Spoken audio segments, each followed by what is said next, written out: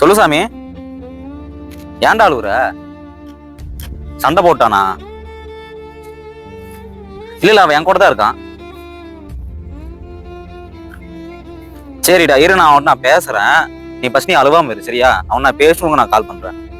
சரி சாமி, சரி சரி. நான் இப்பயே உங்களுக்கு நான் பேசிட்டு உங்களுக்கு கால் பண்றேன். சரி ஓகேடா, ஓகே. சரி கௌசி ஏன்டா அடிச்ச?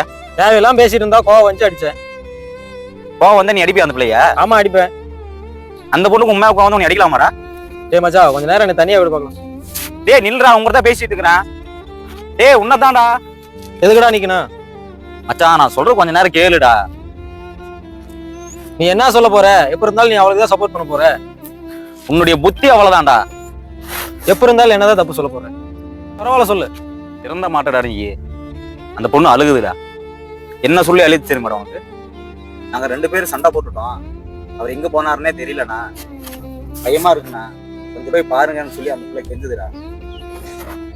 அவர் என்னை அடிச்சது கூட வலிக்கலண்ணா, அசிங்கமா பேசினதானே எனக்கு வலிக்குது அப்படின்னு அந்த பிள்ளை சொல்லி அழுகுதுடா. உன்னையால பார்க்கும்போது எனக்கே வெறுப்பு வருதுடா.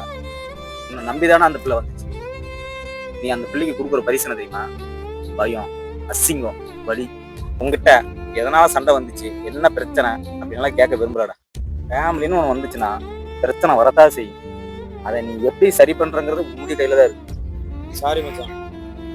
நம்ம கூட இருக்கிறவங்கள யாரோ நினைச்சு ஏதோ ஒரு இடத்துல கோவத்துல நிதானம் இல்லாம தேவையில்லாம பேசிடுறோம், அடிச்சிடறோம்.